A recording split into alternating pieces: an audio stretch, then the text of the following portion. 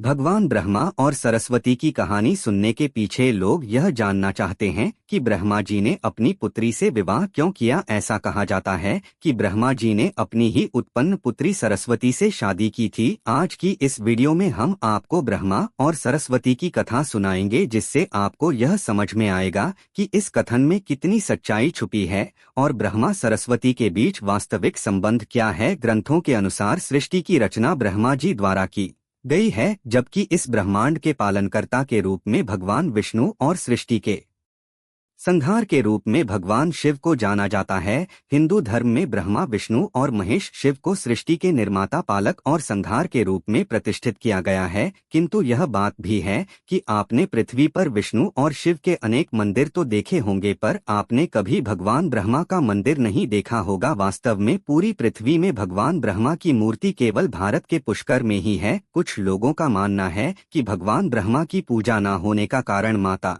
सरस्वती से जुड़ा हुआ है। कहा जाता है कि जब ब्रह्मा जी सृष्टि का निर्माण कर रहे थे, तब उन्हें आगे चलकर सृष्टि को संचालित करने के लिए ज्ञान की आवश्यकता महसूस हुई। इसी कारण उन्होंने अपने मन से माता सरस्वती का सृष्टि की, जिसका कोई पारंपरिक जन्म या मां नहीं थी, उत्पादन किया। सरस्वती को ज्ञान की देवी के रूप में जाना जाता है। ब्रह्मा जी ने सरस्वती के साथ साथ जीव जंतु, पेड़ों, नदियों, पर्वतों और आकाश गंगाओं का निर्माण भी किया। निर्माण प्रक्रिया के दौरान ब्रह्मा जी सरस्वती के रूप और ज्ञान से अत्यंत आकर्षित हो गए। उनके मन में उनके प्रति मोह उत्पन्न हो गया, जिससे देवलोक में विवाद छिड़ गया कि ब्रह्मा जी ने अपनी उत्पन्न पुत्री से विवाह करके एक नैतिक और आध्यात्मिक गलती कर दी। समय के साथ ब्रह्मा जी और सरस्वती ने लगभग 100 वर्षों तक वन में पति पत्नी के रूप में निवास किया। इस मधुर जीवन के दौरान उनका प्रेम बना रहा और उनका एक पुत्र हुआ, जिसे स्वयंभू मनु कहा गया। आगे चलकर स्वयंभू मनु की संतानें मानव जाति की स्थापना का कारण बनी। भगवान ब्रह्मा के इस व्यवहार के कारण देवलोक में यह निर्णय लिया गया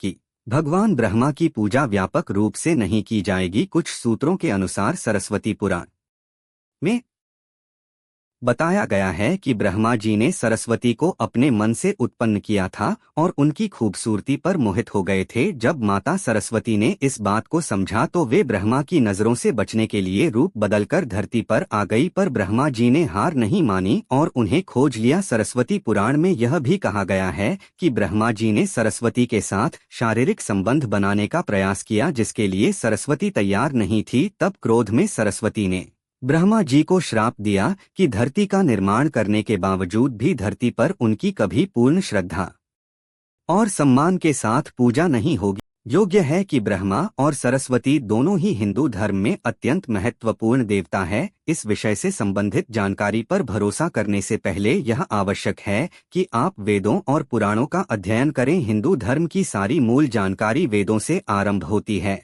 और अधिकांश बड़े देवी देवताओं का वर्णन पुराणों में मिलता है। तथापि सरस्वती पुराण नाम का कोई पुराण हिंदू धर्म में प्रचलित नहीं है। अधिकांश पुराणों में केवल वेद और 18 पुराणों का उल्लेख मिलता है, जिनमें सरस्वती के विवाह या उनके संबंध का विस्तृत वर्णन नहीं मिलता। यह समझने की बात है कि जब ब्रह्मा जी ने सृष्टि का निर्माण किया, तब विष्णु और शिव के अलावा कुछ भी मौजूद नहीं था। इसलिए यदि सृष्टि को आगे बढ़ाने के लिए किसी भी पुरुष और स्त्री की आवश्यकता होती तो उन्हें अपने मन से ही उसकी रचना करनी पड़ती। इसी कारण ब्रह्मा जी ने माता सरस्वती का निर्माण किया, जिन्हें उन्होंने अपने साथ रखा और जिन्हें कभी कभी उनकी पुत्री के रूप में और कभी पत्नी के रूप में भी माना जाता है। ब्रह्मा जी ने यदि विवाह करना था तो उसके लिए उन्हें मन से उत्पन्न वस्तु का निर्माण करना पड़ता था, जिससे उनके संबंध में बेटी और पत्नी दोनों की भूमिका दिखाई देती है। सृष्टि के निर्माण के बाद विभिन्न घटनाओं के कारण ब्रह्मा का विवाह 5 बार हुआ। इसी कारण उनकी 5 पत्नियां थी: सरस्वती, सावित्री, गायत्री, श्रद्धा और मेधा। प्रचलित कथा के अनुसार सृष्टि का निर्माण करने के बाद ब्रह्मा जी के वज्रनाभा के साथ बदतमीजी शुरू हुई, जिसके कारण उन्होंने वज्रनाभा का वध कर दिया। इस दौरान उनके कमल के 3 टुकड़े धरती पर गिर गए, जिससे पुष्कर के 3 झीलें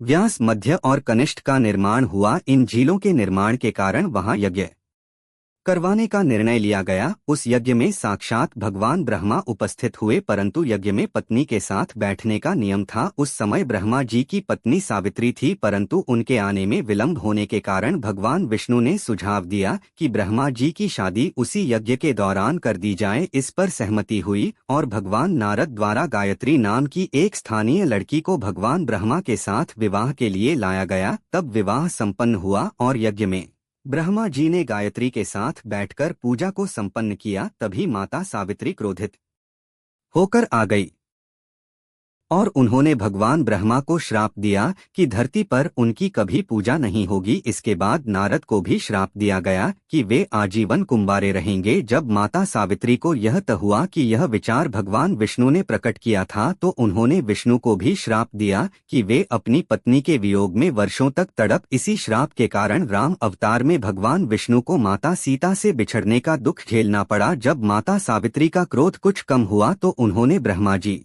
पर दया दिखाते हुए कहा कि उनकी पूजा धरती पर केवल पुष्कर में ही की जा सकती है। इसके पश्चात ब्रह्मा जी के व्यवहार से आहत होकर माता सावित्री पुष्कर के समीप स्थित रत्नागिरी पहाड़ पर तपस्या में लग गई। आज भी रत्नागिरी पहाड़ पर माता सावित्री का मंदिर और उसके ठीक नीचे 3 झीलों के बीच भारत के पुष्कर में भगवान ब्रह्मा का मंदिर मौजूद है। इतिहासकारों के अनुसार आचार्य शंकराचार्य ने सन 711 में यहाँ भगवान ब्रह्मा की मूर्ति की स्थापना की थी। उससे पहले यहाँ बिना मूर्ति के पूजा होती थी। जब पूरे ब्रह्मांड में कुछ नहीं था, तब ब्रह्मा जी ने सृष्टि का निर्माण किया और अपने मन से माता सरस्वती का भी सृष्टि किया, जिन्हें उन्होंने हमेशा अपने साथ रखा। हमेशा ब्रह्मा जी के साथ रहने के कारण कुछ लोग सरस्वती को उनकी पत्नी मानते हैं, जबकि उनके मन से उत्पन्न होने के कारण उन्हें ब्रह्मा जी की पुत्री भी कहा जाता है। कुछ सूत्रों के अनुसार सरस्वती ने ब्रह्मा जी को श्राप दिया था, पर ऐसा कोई प्रमाण किसी भी ग्रंथ या पुराण में नहीं मिलता। आज की इस वीडियो में हमने ब्रह्मा और सरस्वती की कथा के विभिन्न पहलुओं पर प्रकाश डाला है। बहुत से लोग इस बात पर चर्चा कर रहे हैं